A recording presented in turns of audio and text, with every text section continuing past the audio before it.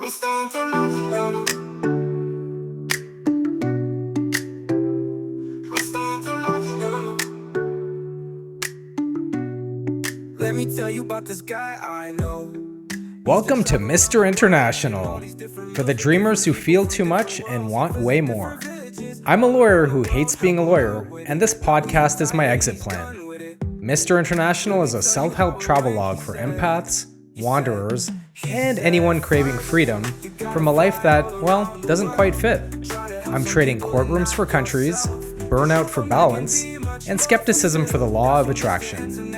Each episode unpacks the emotional side of travel, mindset shifts, manifesting a new path, and what it really takes to rewrite your story.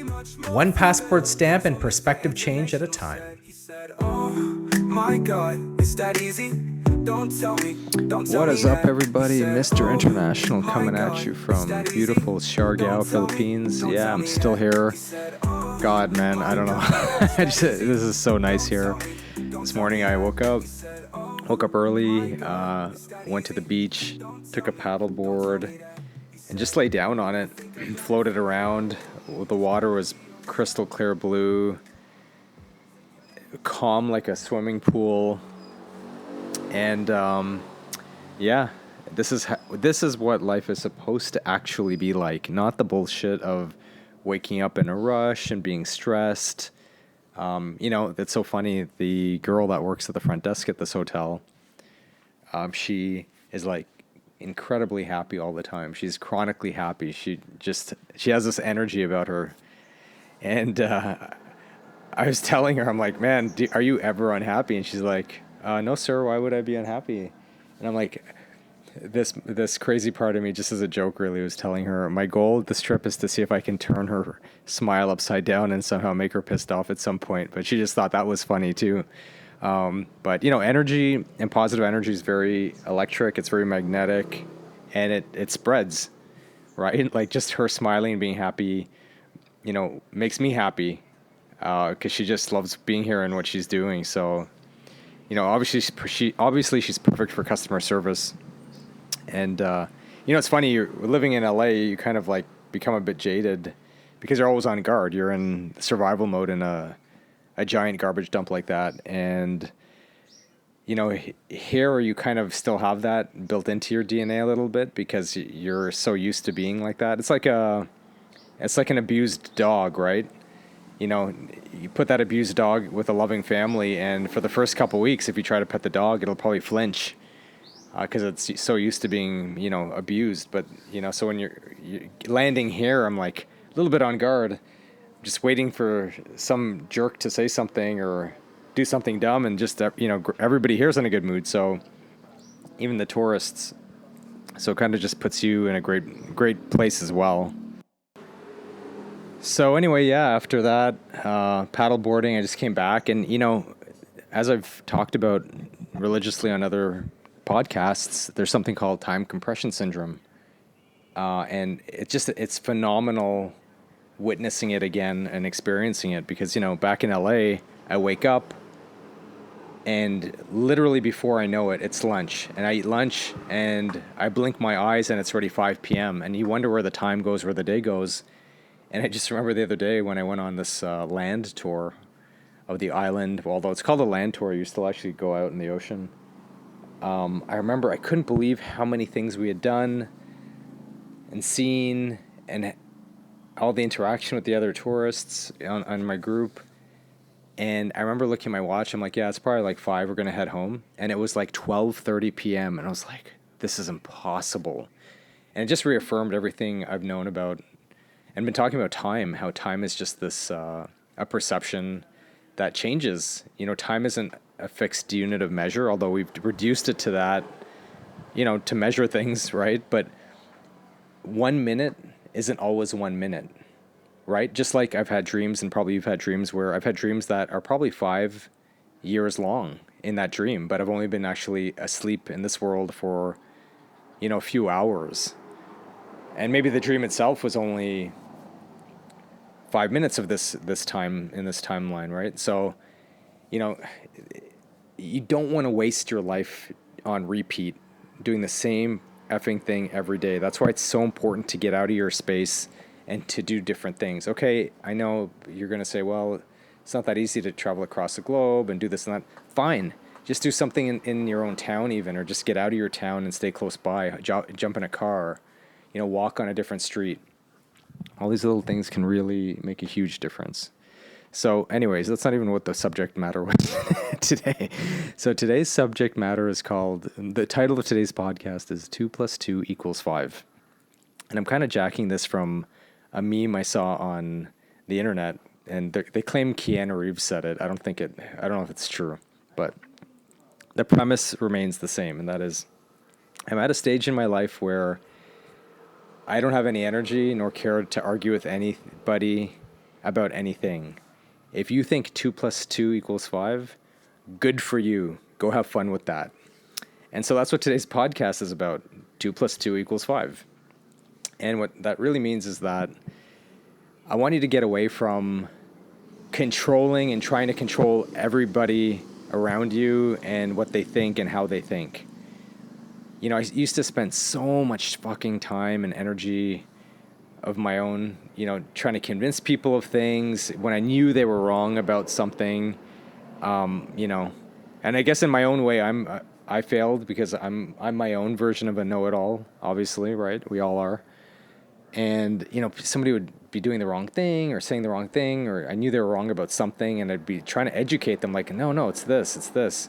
And they'd just be adamant. And I'd get frustrated, and I'd spend so much of my time trying to convince them about what was right. And I was thinking, now that I look back on these younger years, I was like, man, what was I wasting my time? Like, who gives a shit? I mean, I can give you a million trillion examples. Like, I remember once in undergrad, there was this girl. I mean, she was a real know-it-all. People didn't really like her much, but there was this girl in undergrad that, she thought her word was the gospel.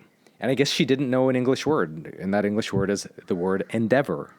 There used to be a space shuttle named Endeavor, by the way. And, the word endeavor can mean a lot of things, but it's also a verb, right? The verb to endeavor. You endeavor to do something. And I got into an argument with her where she said, no, it's not a verb. And she said it so defiantly. I'm like, what do you mean? It is. I endeavor, you endeavor, he endeavors, she endeavors. Like, it's a verb. She's like, no, it's not. It's not. And she was so adamant. And I got into this argument with her, and I got frustrated. But when I look back on these dumb things, I'm like, who fucking cares what she thinks? Well, great. Congratulations. She doesn't know a word in the English language. I'm sure there are lots I don't. But why do I give a fuck if she won't learn it? Like, who cares? And so that's happened a lot in my life where I would just get into arguments with people about certain things. I mean, man, you can imagine the number of arguments I got into, after the whole Trump thing when he was put into office, and, all of a sudden everybody was like taking sides, and you had all these people supporting Trump and all the psychotic things that guy was doing. I got into so many arguments with people and close friends and even family. And I was like, what? How can you think this? And how can you think that? And how can you agree with this or that? And, it was fascinating hearing people's counter arguments to some of the craziness back then, right? Like, they'd be like, oh, it's not that you don't like his policies, you just don't like him. I'm like, well, I don't even know him. But I'd get in all these arguments. But then I get so stressed about them, right? And it's like, your goal in life should just be to wake up and be happy every day and do everything that is not stressful. And if there's anything stressful in your life, take it away, subtract it, or remove yourself from it. And so if one thing you're doing is getting frustrated with people because they're not listening to you, or they're not doing what you say to ask them to do or tell them to do, or you're always convincing people of your standpoint or your viewpoint, just move on. It's not your job. Everybody's entitled to thinking the way they think. And do you know how much energy you're going to expend just trying to make people see your point of view? It doesn't matter. Certainly, be receptive yourself. Please be receptive yourself to changing your mind and learning and, evolving the way you think about things. But don't worry about other people being wrong. And it's not your job. It is absolutely not your job to convince people to also harmonize with your own viewpoints in life. Because when you start engaging with people, you're locking horns with them, because they're steadfast in their ways often, and you're really just trying to make them think the way you're thinking, and we all lock down and clamp down on our own positions, including yourself. So I'll give you a lot of great examples. Here's a great example, and it almost ruined one of my trips. I went with one of my really, really close, longest friends I've ever had. Hey, maybe he's even listening to this, and that's cool too. And we'd gone to Hawaii, me, him, and another friend. We'd all gone to Hawaii together. It was my first trip to Hawaii. I think it was my first trip with him too. And, we were all staying in the same room, and we were having a great time. We went to Waikiki, if I'm not mistaken. Yeah, it was Waikiki. And we happened to be there on the anniversary of 9/11. So for those of you listening internationally, 9/11 really just means September 11th. And yes, Americans, I know you all know what 9/11 is, but sorry to say, not everybody on the planet just assumes to know what that is. So on September 11th, back in, I believe, 2001, that's when there was the major coordinated terrorist attacks throughout the United States where, planes flew into the World Trade Centers in New York City and the Pentagon and whatnot. So that's affectionately known, or unaffectionately known, as 9/11, because it's a pretty significant day in recent American history. But anyhow, we were there on one of the anniversaries. We were there in Waikiki on one of the anniversaries of 9/11, and Hawaii is technically considered a U.S. state. The Hawaiians certainly don't think that. They're not very happy about it. Sorry to burst your bubble, some of the American tourists, but no, they don't actually considering themselves a state. But however, we were technically in a U.S. state on 9/11, and I remember we were at a bar. It was like a rooftop bar at one of the hotels, and it was pretty crowded. And I was talking with my friend, he's Canadian, and he started kind of going off on Americans a bit. And I was like, oh shit, this isn't the place to do it. You should know your audience. And just like Walmart destroying businesses. And then he started getting into, 9/11, the whole thing being a conspiracy. World Trade Centers wouldn't fall down like that. Something about they found thermite at the site. It was a rigged explosion, rigged demolition, and there's no evidence that a plane flew into the Pentagon.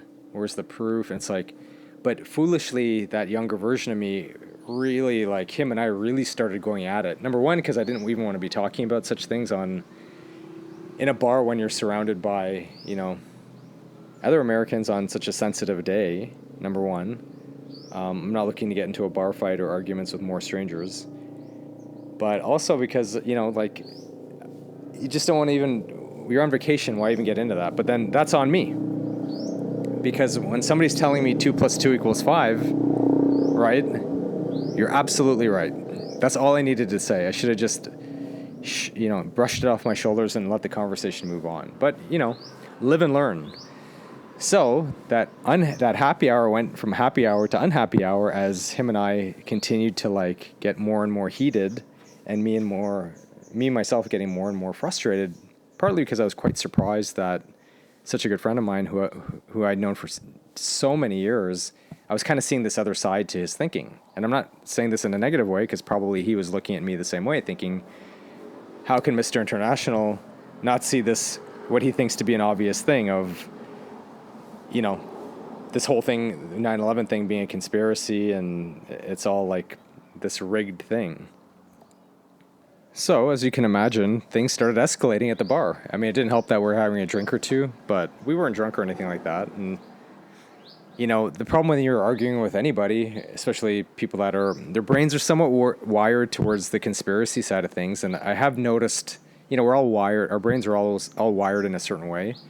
But when you're dealing with people that are more inclined to be more on the conspiratorial side of things, and I've met more and more of them throughout the years, and I've kind of noticed that trend.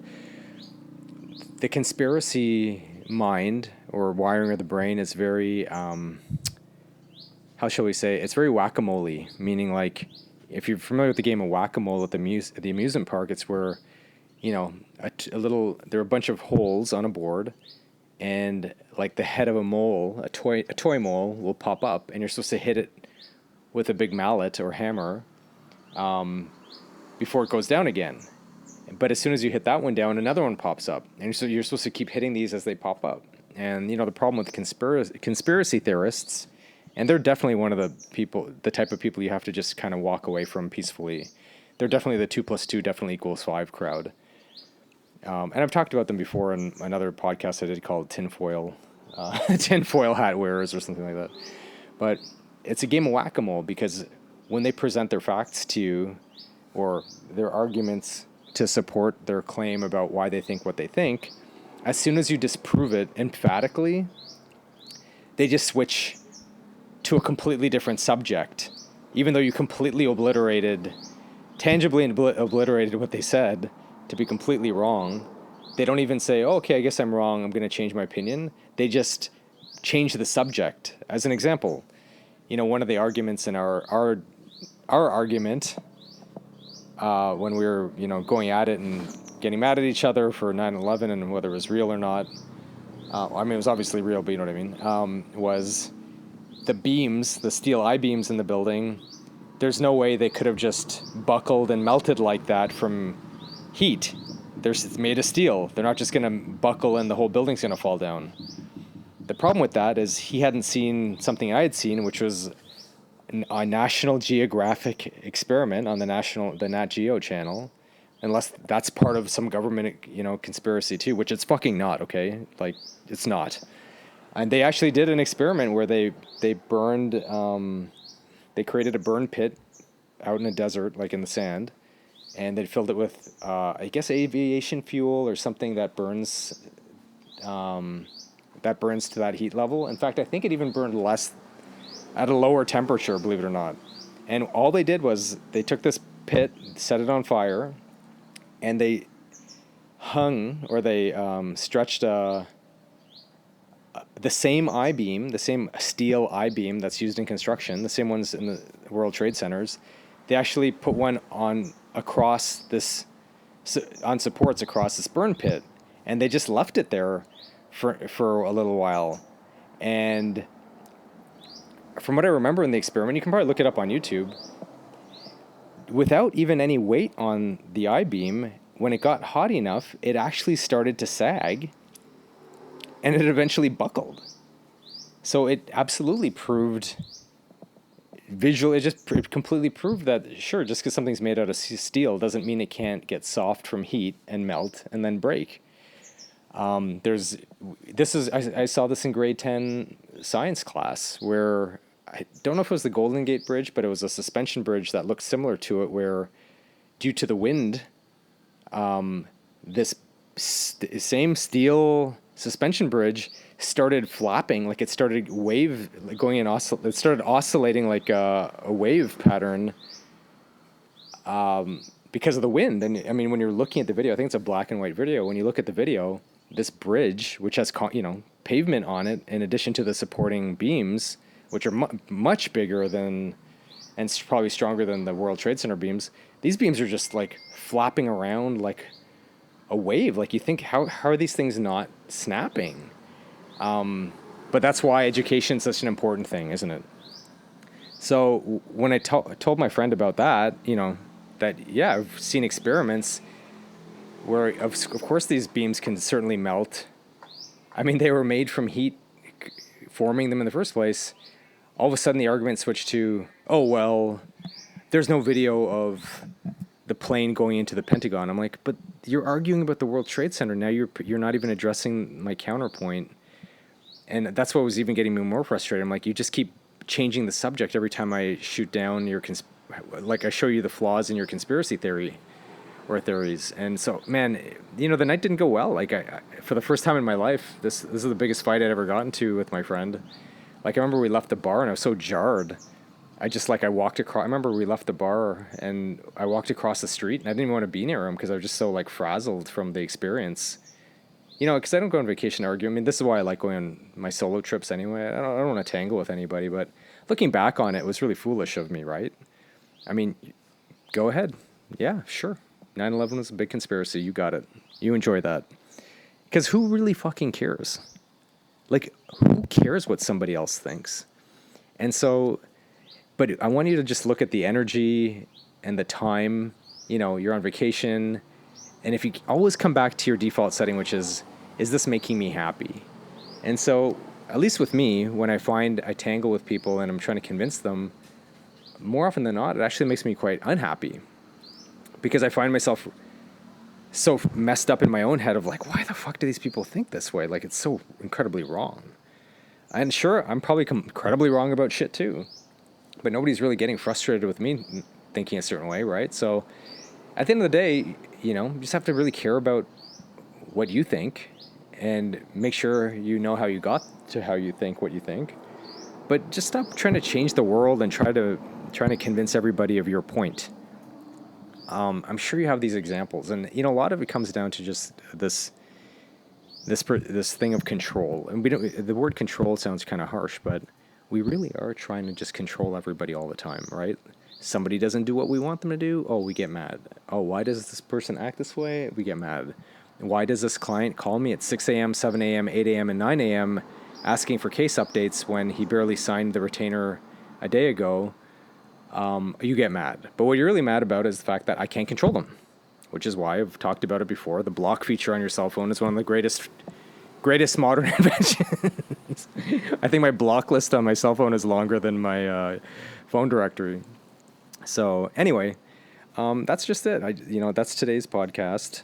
It's around a bit longer than I was hoping, but you know, it's about maintaining your peace. It's not about educating other people. It's not about making other people think what you're thinking. You can offer your point. If they disagree, they're right. I was in the sauna the other day with, you know, the guys from the gym, and I don't really know the people in the sauna, but some dude was talking about some politics, and this other guy who was clearly a right-winger he wasn't too far to the right because it is LA, but he was just talking about gun rights and how the Constitution guarantees guns for everybody, and you know, they're trying to take our guns. And I you know, as a lawyer, I explained to him, I said, you know, what you're saying isn't actually correct. The Constitution does not actually guarantee your gun rights. He's like, well, yeah, sure, it says everybody has the right to bear arms. And I'm like, no, sir, it literally does not actually say that at all. The only reason people have the right is because the Supreme Court ruled on its interpretation of what a well-armed militia means.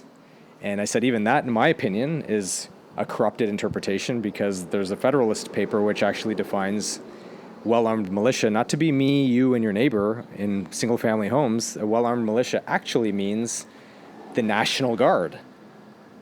That's what a well-armed militia is. But unfortunately, when, you know, the Supreme Court's obviously very political, when Scalia and these guys ruled on it, they decided to completely ignore that, and everybody should have guns.